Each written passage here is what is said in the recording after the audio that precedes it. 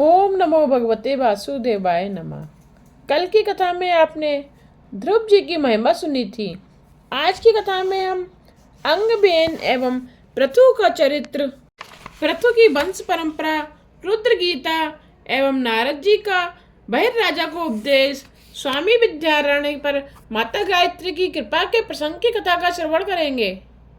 ध्रुव जी के वंश में एक राजा हुआ था अंग के यहाँ हुआ बेन। अंग सदाचारी था और बेन दुराचारी था। बेन के शासनकाल में प्रजा बहुत दुखी हो गई। बेन राजा के शासनकाल में अधर्म बढ़ गया और ब्राह्मणों ने श्राप देकर उसका नाश किया। राजा के बिना प्रजा दुखी होने लगी। बेन राजा के शरीर का मंथन किया गया। प्रथम एक काला पुरुष प्रकट हुआ। नीचे के भाग में पाप होने के कारण उसका मंथन करके प्रथम तो पाप निकाल दिया गया। नाभि से नीचे का भाग उत्तम नहीं है, उसके ऊपर का भाग उत्तम कहा गया है। नाभि से नीचे के भाग का सुख लेने जैसा नहीं है। मनुष्य के ऊपर का भाग पवित्र है। फिर ऊपर के पवित्र भाग का बाहुओं का मंथन वेद मंत्रों द्वारा किया गया। उससे पृथु महाराज का प्राकट्य हुआ। श्रीधर स्वामी ने कहा है कि इन लोगों ने बाहुओं का मंथन किया, अतः अर्चन भक्ति रूप पृथु महाराज प्रकट हुए। यदि हृदय का मंथन किया गया होता तो साक्षात नारायण प्रकट होते। पृथु महाराज अर्चन भक्ति के स्वरूप हैं, अतः उनकी रानी का नाम अर्ची है। अर्चन भक्ति में पृथु श्रेष्ठ हैं। वे नित्य महाअभिषेक करते थे, अतः उनके शासन काल में प्रजा सुखी हुई। उन्होंने अश्वमेध यज्ञ भी किया। इस यज्ञ में अश्व को बंधन रहित करके उसकी इच्छा अनुसार घुमाया जाता है। यदि अश्व कहीं बांधा न जाए तो यज्ञ में उसका बलिदान किया जाता है। अश्व वासना का स्वरूप है। यदि वे किसी विषय के बंधन में फंसे तो आत्म स्वरूप में लीन होता है। यदि वासना किसी विषय के बंधन में फंस जाए तो विवेक से युद्ध करके उसे शुद्ध करना होता है। पृथु के इस अश्वमेध यज्ञ में इंद्र ने बाधा उपस्थित की।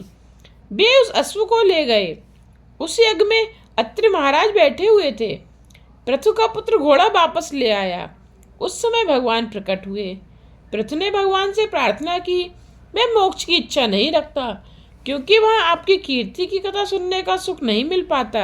मेरी तो एक ही प्रार्थना है कि आपकी कथा के श्रवण के लिए मुझे 10,000 कान दें, मैं आपकी लीला सुन सकूं। आपके एक चरण की सेवा चाहे लक्ष्मी करें, किंतु दूसरे चरण की सेवा मैं करना चाहता हूँ। पृथु राजा ने धर्मानुसार प्रजा की आज्ञा का पालन किया और पृथ्वी में समाहित कई प्रकार के रसों का युक्त पूर्वक दोहन किया। उन्होंने अपनी प्रजा को बार बार धार्मिक शिक्षा दी। वे चाहते थे कि उनकी प्रजा धन की मर्यादाओं का पालन करे। पृथु महाराज गाय तथा ब्राह्मणों का पालन करते थे। गाय घास खाकर दूध देती है। ब्राह्मण साधारण भिक्षा से जीवन निर्वाह करके सभी को ज्ञान दान करता है। गाय और ब्राह्मण के संतुष्ट होने पर प्रजा को शक्ति और ज्ञान मिलते हैं और प्रजा सुखी होती है। आजकल के राज्यकर्ता ऐसा सोचें तो प्रजा सुखी हो सकती है। जब संपत्ति की अपेक्षा अच्छे संस्कार और धर्म की आवश्यकता अधिक महसूस होगी और वृद्धिगत भी होगी, तभी देश सुखी होगा। पृथु महाराज एक बार रानी अर्ची के साथ बैठे हुए थे और वहाँ संत कुमार आए। उनके सत्संग से राजा को वैराग्य उत्पन्न हुआ। वे अर्ची के साथ वन में गए। पृथु महाराज स्वर्ग में गए। संत कुमारों के उपदेश से उन्होंने वनवास लिया। प्राचीन काल में तो राजा भी राज त्याग करके वन में बसकर प्रभु भजन करते थे, किंतु इस अर्थ और भोग प्रधान काल में वनवास करने की इच्छा किसी को होती ही नहीं है। फिर शांति सुख मिले तो कैसे मिले।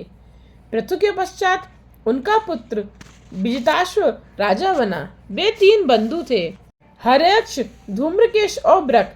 इसके पश्चात अंतर्धान के यहाँ हरविधान और हविधान के यहाँ प्राचीन बहिर राजा हुआ। प्राचीन बहिर राजा के यहाँ प्रचेता हुए। प्रचेता नारायण सरोवर के किनारे आए। नारद जी ने उनको रुद्र गीता का उपदेश दिया। उससे भगवान शंकर प्रसन्न हुए और उन्होंने राजाओं से कहा कि तुम तप करो, बिना तप किए सिद्धि नहीं मिल पाती। तप न करने वाले का पतन होता है। शंकर भगवान ऐसी आज्ञा देकर अदृश्य हो गए। शंकर के बताए हुए स्रोतों का जाप करते हुए प्रचेता तपचर्या करने लगे। नारद जी ने उस समय बहिराज से प्रश्न किया, तुमने यज्ञ तो अनेक किए हैं, क्या तुम्हें शांति मिली? राजा ने कहा, नहीं नारद जी, तो फिर तुम ये यज्ञ क्यों कर रहे हो? राजा, मुझे प्रभु ने बहुत कुछ दिया है, अतः मैं यज्ञ कर रहा हूँ। यज्ञों के द्वारा मैं ब्राह्मणों की सेवा कर रहा हूँ, यज्ञ के द्वारा भी संपत्ति का समाज सेवा में सदुपयोग कर रहा हूँ। यज्ञ से भी तो वैसी शांति नहीं मिल पाती है। नारद जी प्राचीन बहिर राजा को समझा रहे हैं, जन्म मृत्यु के चक्र से जीव मुक्त हो जाए तभी पूर्ण शांति प्राप्त हो सकती है। यज्ञ से तेरा कल्याण नहीं होगा। कल्याण के लिए चित्त शुद्धि आवश्यक है।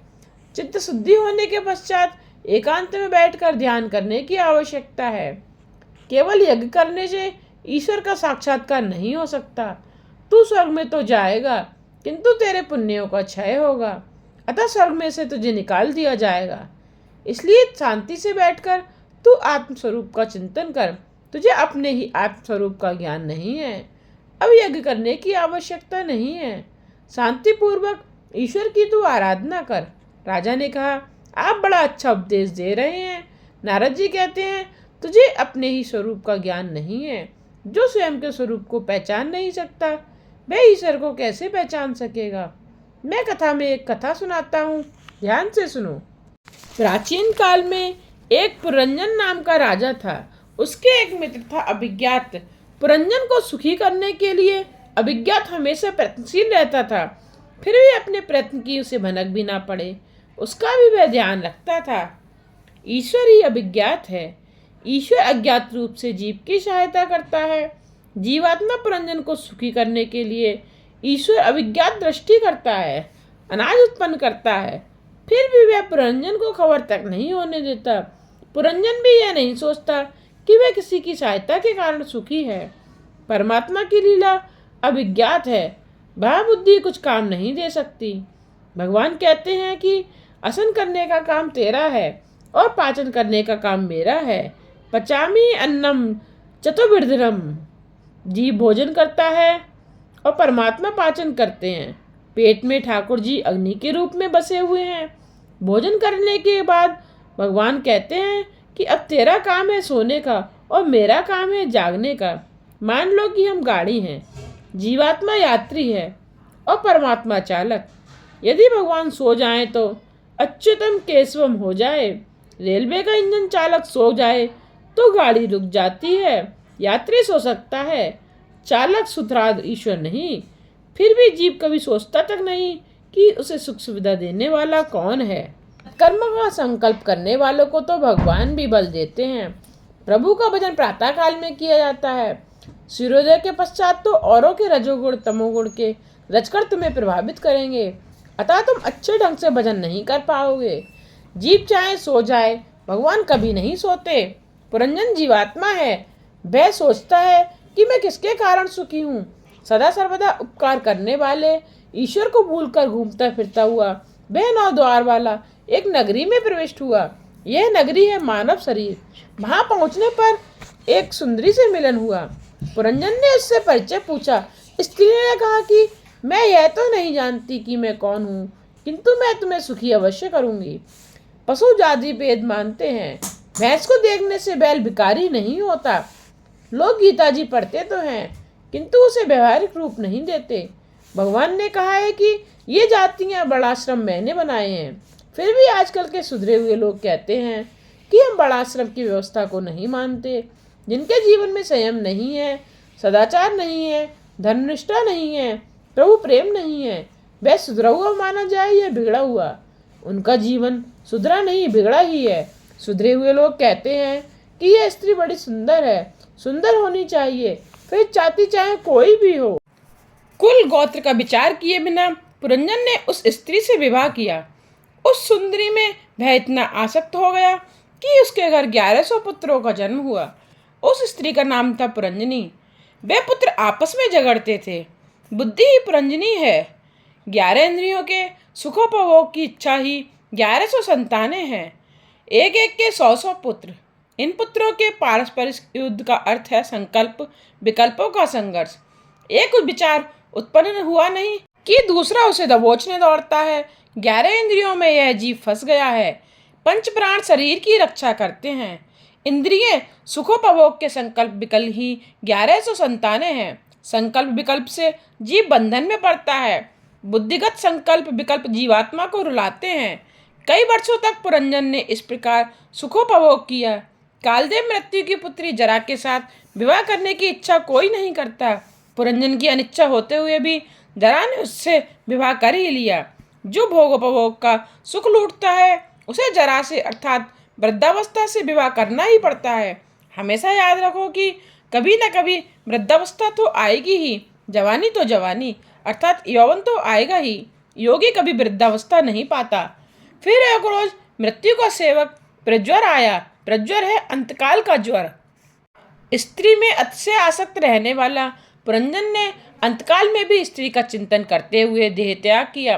परिणामतः विदर्भ नगरी में उसे कन्या रूप में जन्म लेना पड़ा। स्त्री का चिंतन करने से पुरंजन को स्त्री बनना पड़ा। यह बात पुरुषों को चेतावनी देती है, वे किसी स्त्री का अधिक चिंतन ना करें, अन्यथा अगले जन्म में साड़ी पहननी पड़ेगी, किसी की पत्नी बनना पड़ेगा, संतानें होंगी, कठिनाइयाँ झेलनी पड़ेगी, जिनका विचार मात्र कपकपी कराने वाला है। पुरंजन पुरुष था, किंतु बार बार स्त्रियों का चिंतन करते रहने से उसने अगले जन्म में स्त्री बनना पड़ा। कोई हमेशा के लिए पुरुष या स्त्री नहीं रह सकता। वासना के अनुसार शरीर बदलता रहता है। पुरंजन ने केवल जवानी में ही पाप किया था। बाल्यावस्था और वृद्धावस्था में तो उसने सत्कर्म किया था। इन्हीं के पुण्यों के कारण उसका जन्म एक ब्राह्मण के घर में कन्या रूप में हुआ। विदर्भ देशवासी उस कर्मकांडी ब्राह्मण के घर में द्रव्य का विशेष उपयोग होता था। मर्यादा धर्म का पालन करने पर उसका विवाह द्रविड़ देश के पांड्य राजा के साथ हुआ।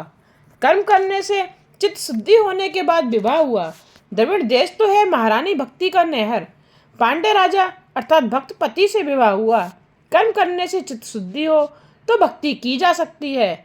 लोग मानते हैं कि भक्ति मार्ग सरल है, किंतु यह अतिशय कठिन मार्ग है। मर्यादा धर्म का पालन किए बिना भक्ति का उदय नहीं होता। चित्त की शुद्धि बिना भक्ति का उदय नहीं होता। अनंत में परमात्मा का अनुभव करने के लिए ज्ञान आवश्यक है। भक्त पति के साथ विवाह होने पर कन्या और 7 पुत्रों का जन्म हुआ। कन्या है कथा श्रवण में सत्संग में रुचि। इस प्रकार भक्ति का जन्म हुआ। 7 पुत्र भक्ति के 7 प्रकार हैं। श्रवण कीर्तन स्मरण पाद सेवन अर्चन बंधन दास्य अर्थात 7 प्रकार की भक्ति सिद्ध हुई। भगवान के नाम रूप गुण प्रभाव लीलाओं का कान से श्रवण मुख से कीर्तन और मन से स्मरण करने पर क्रमशः श्रवण कीर्तन और स्मरण भक्ति सिद्ध होती है। प्रभु की सेवा करने से अर्चन भक्ति सिद्ध होती है। प्रभु की मूर्ति को बंधन करने से बंधन भक्ति सिद्ध होती है। ये 7 प्रकार की भक्ति मनुष्य अपने प्रयत्न से प्राप्त और सिद्ध कर सकता है, किंतु 8वीं भक्ति संख्य भक्ति और 9वीं आत्मनिवेदन भक्ति प्रभु कृपा से ही प्राप्त और सिद्ध हो सकती है। श्रवणादि 7 प्रकार की भक्ति सिद्ध करने के बाद एक बार पति की मृत्यु के समाचार से दुखी हुई कन्या को परमात्मा ने सद्गुण के रूप में आकर बोध दिया। भक्ति के 7 प्रकार सिद्ध होने पर परमात्मा सख्य का दान करते हैं, आत्मनिवेदन का दान करते हैं, अर्थात जिस मित्र को जिस अभिज्ञात को यह जीव माया के कारण भूल गया था वह सद्गुण के रूप में आया। इसका अर्थ यह है कि यह अभिज्ञात के रूप में परमात्मा ने वहां आकर ब्रह्म विद्या का उपदेश दिया कि तू मुझे छोड़कर मुझसे दूर हुआ और 9 द्वार वाली नगरी में रहने गया। तब से तू दुखी हो रहा है। तू अपने स्वरूप को पहचान। लौकिक सुख में मनुष्य इतना फंसा हुआ रहता है कि वह अपने आत्म स्वरूप का विचार ही नहीं करता। तू मेरा मित्र है, मेरा अंश है, मेरा स्वरूप है। तू स्त्री पुरुष पर नहीं है, तू मेरी ओर देख। पुरंजन प्रभु के सम्मुख हुआ। जीव और ब्रह्मा का मिलन हुआ। जीव कृतार्थ हुआ। तू पुरंजन राजा है।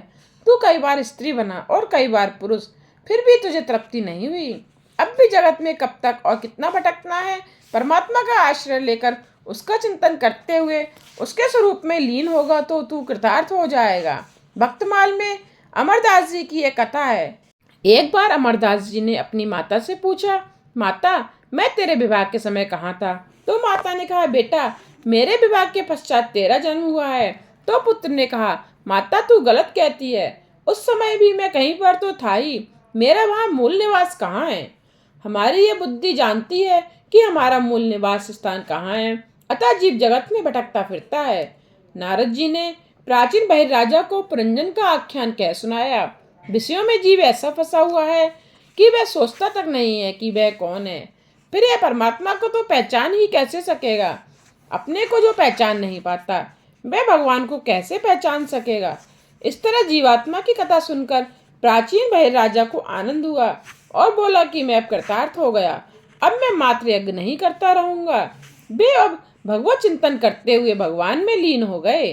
कथा मनुष्य को उसके दोषों से परिचित कराती है और मुक्ति भी कराती है। पूर्व जन्म का प्रारब्ध तो झेलना और ऐसा प्रयत्न करना है कि नया प्रारब्ध उत्पन्न ही ना हो। ऐसा पवित्र और सादगी भरा जीवन जियो कि जन्म मृत्यु के चक्र से मुक्ति प्राप्त हो जाए। आत्मा परमात्मा का अंश है। जीवात्मा देह से भिन्न है। जीवात्मा ना तो ब्राह्मण है और ना तो वैश्य, ना तो पुरुष है और ना ही स्त्री। आत्मस्वरूप का ज्ञान हो जाए और देह का विस्मरण हो जाए तो मनुष्य को जीते जी मुक्ति प्राप्त होती है। जगत नहीं है ऐसा बोध तो मनुष्य को होता है, किंतु अपने स्वयं के अनअस्तित्व का बोध उसे नहीं हो पाता। अहम का विस्मरण नहीं होता। 10,000 वर्षों तक जब पूर्व जन्म के पापों को भी जलाता है, जब का फल तत्काल न मिल पाए तो मानो कि पूर्व जन्म के पाप अभी तक बाकी हैं जिनका अभी नाश होना है। इस विषय में स्वामी विद्यारण्य का दृष्टांत द्रष्टव्य है। स्वामी विद्यारण्य बड़े गरीब व्यक्ति थे। अर्थ प्राप्ति के हेतु उन्होंने गायत्री मंत्र के 24 पुरस्कार किए, किंतु अर्थ प्राप्ति न हो सकी। अतः उन्होंने थकार कर संन्यास ले लिया। उस समय उन्हें माता गायत्री के दर्शन हुए। माता जी ने कहा, मैं तुझ पर प्रसन्न हुई हूँ, चाहे जो मांग ले। स्वामी विद्यारण्य ने कहा, माता जी जब आवश्यकता थी तब आप ना आई, अब तो आपकी आवश्यकता ही क्या है। हाँ इतना बताइए कि उस समय आप क्यों प्रसन्न नहीं हुई थी। माता ने कहा, जरा पीछे मुड़कर तो देख। स्वामी ने पीछे देखा तो वहाँ 24 पर्वत जल रहे थे। उन्होंने माता जी से पूछा, यह क्या कौतुक है। गायत्री माता ने कहा, ये तो तेरे पूर्व जन्मों के पाप हैं जो तेरी तपश्चर्या से जल रहे हैं। 24 पर्वतों के समान महान तेरे पापों के क्षय होने पर मैं शीघ्र ही आ गई हूँ। जब तक पापों का क्षय नहीं होता और जीव की शुद्धि नहीं हो पाती तब तक मेरे दर्शन नहीं हो सकते। विद्यारण्य ने कहा, माता जी मैं अब शुद्ध हुआ, अब मुझे कुछ भी मांगना नहीं है। और आगे जाकर उन्होंने पंचदशी नाम का वेदांत का उत्तम ग्रंथ लिखा। भगवान नारायण ने प्रचेताओं को दर्शन देकर आज्ञा दी कि तुम विवाह करो। विवाह करना पाप नहीं है। गृहस्थाश्रम भक्ति में बाधक नहीं साधक है। 1-2 संतानें होने के बाद संयम का पालन करो। यह जीवात्मा कई जन्मों से काम वासना भोग रहा है। विवाह करने से काम सुख की सूक्ष्म वासना दूर होती है। ईश्वर की माया 2 तरह से जीव को मारती है, विवाहित भी पछताता है और अविवाहित भी। गृहस्थाश्रम का वातावरण ऐसा होता है कि विषमता करनी ही पड़ती है। भगवान ने कहा, रोज 3 घंटे नियम पूर्वक मेरी सेवा स्मरण करोगे तो मैं तुम्हें पाप करने से रोकूंगा और रक्षा भी करूंगा। एक साथ 3 घंटे भगवत स्मरण करने वाले को भगवान पाप करने से रोक लेते हैं। पाप करते समय मन को कुछ खट्टा सा लगे तो मान लो कि प्रभु की साधारण कृपा हुई है। पाप करने की आदत छूट जाए तो समझो कि प्रभु की पूर्ण कृपा हुई है। पाप न करना ही महान पुण्य ही है। पाप की माता है ममता और पिता लोभ, उनका अवश्य त्याग करो। प्रभु सेवा जगत सेवा है। प्रभु सेवा के बिना देश सेवा सफल नहीं होती। अतः रघुनाथ की कृपा प्राप्त करने का हमेशा प्रयत्न करो। जितने तारे गगन में उतने शत्रु हुए, जय पे कृपा रघुनाथ की बाल न बाका होए। कोई भी कार्य बुद्धि और शक्ति के बिना नहीं हो सकता और बुद्धि तथा शक्ति ईश्वर की आराधना किए बिना प्राप्त नहीं हो सकती। केवल परोपकार से ईश्वर की प्राप्ति नहीं होती। परोपकार कई बार ईश्वर की प्राप्ति में बाधक होती है। भरत मुनि को इस बात का बड़ा अच्छा अनुभव हुआ था।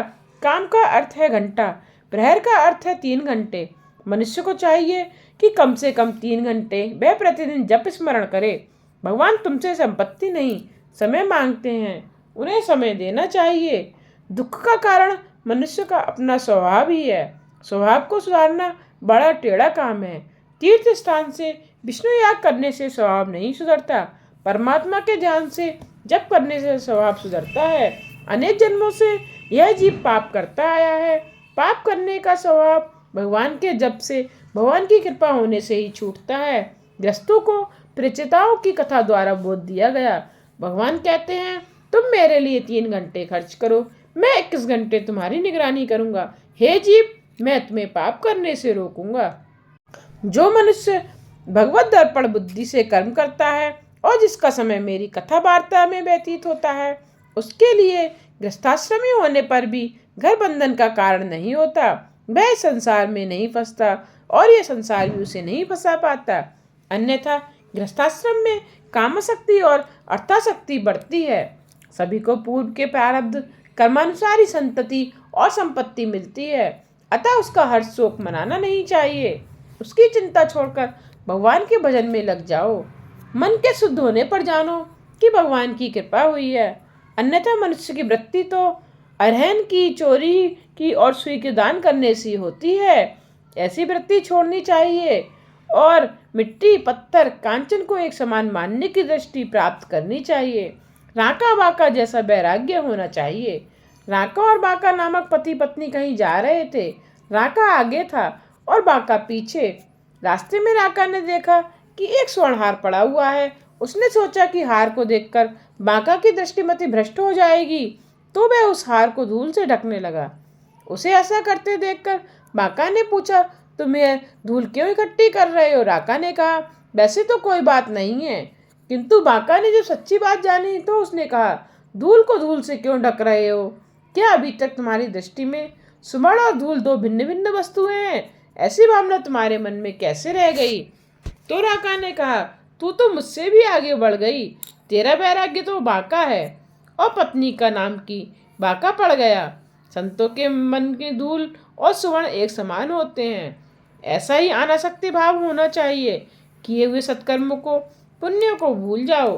पुण्य का अहंकार अच्छी बात नहीं है। इस अहंकार के गए बिना चित्त और शुद्ध शक्य नहीं है। पुण्य को भूल जाओ किंतु किए हुए पापों को सदा याद रखो। महाभारत में वर्णित राजा ययाति का उदाहरण द्रष्टव्य है। अपने किए हुए पुण्यों के बल से राजा ययाति सशरीर स्वर्ग में गए। उन्होंने इंद्रासन पर बैठना चाहा। इंद्र भयभीत होकर बृहस्पति के पास गया और सारी परिस्थिति बताकर मार्गदर्शन मांगा। तो बृहस्पति ने इंद्र से कहा, तू ययाति राजा से पूछ कि उन्होंने पृथ्वी पर कौन कौन से पुण्य किए हैं जिसके बल से वे इंद्रासन पर बैठना चाहते हैं। अपने पुण्यों का वर्णन करने से उनके पुण्यों का क्षय होगा।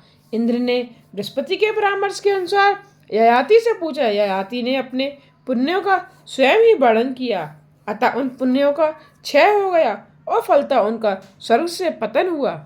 हमेशा याद रखो कि अपने द्वारा किए हुए सत्कर्मों का, पुण्यों का स्वयं वर्णन कभी मत करो। षण्डगादि वेदों का ज्ञान हो, शास्त्र वर्णित सर्व विद्या मुखस्थ हो, कवित्वमयी वाणी में सुंदर गद्य पद रचने की शक्ति हो, किंतु चित्त हरिचरण में लगा हुआ ना हो, तो उन सभी का क्या अर्थ है? कुछ भी नहीं।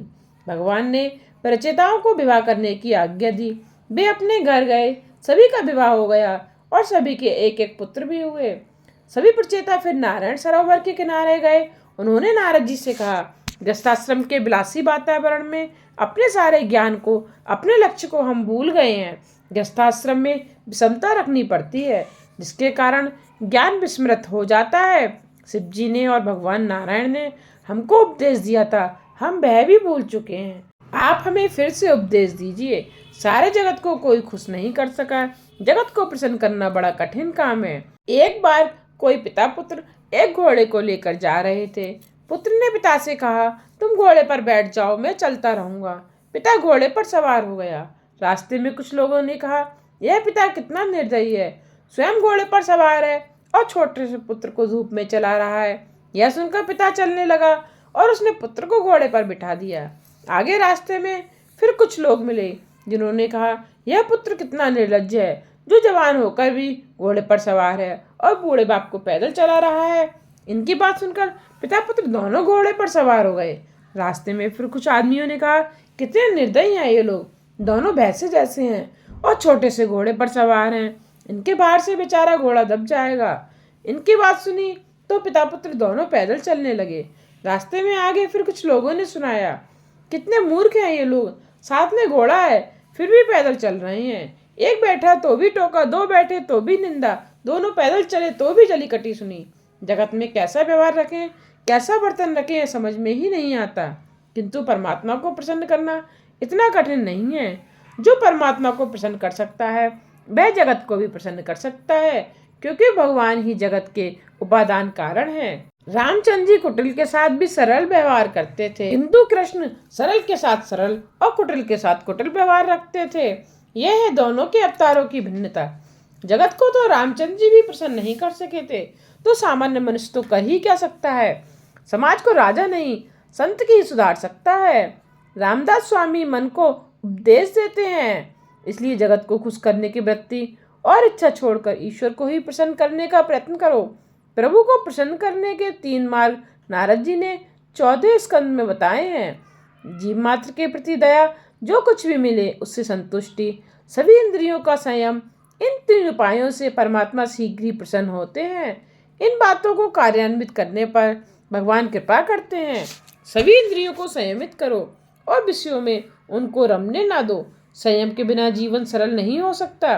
विष को खाने से ही मनुष्य मरता है, उसके चिंतन से नहीं। किंतु उपभोग न करते हुए भी विषयों के चिंतन मात्र से भी मनुष्य मरता है, अर्थात विषय विष से भी बुरे हैं, उनका विषवत त्याग करो। विदुर जी ने कहा, मैंने जो सुना उसी का मुझे चिंतन करना है। मैं ही ईश्वर से विभिन्न हो गया हूँ, मैं ही पुरंजन हूँ। ऐसा सोचकर कथा का बार बार चिंतन करो। मैत्रेय जी ने विदुर जी को यह कथा सुनाई। विदुर जी को मुक्ति मिली। प्रचेताओं की कथा वक्ता और श्रोताओं के पापों को जलाती है। हरे राम राम राम हरे हरे, हरे कृष्णा कृष्णा कृष्णा हरे हरे। आज की कथा को यहीं विश्राम देते हुए कल की कथा में हम 5वें स्कंद में पूर्वाचित्ती अप्सरा की कथा सुनेंगे तथा साथ ही साथ प्रियव्रत चरित्र, आग्नेय नाभि एवं ऋषभ चरित्र की कथा भी श्रवण करेंगे। आगे की कथा सुनने के लिए मेरे चैनल को सब्सक्राइब करके बेल आइकन पर प्रेस करके ऑल पर क्लिक करना ना भूलिएगा, जिससे आने वाले वीडियोस के नोटिफिकेशन आप तक पहुंचते रहें।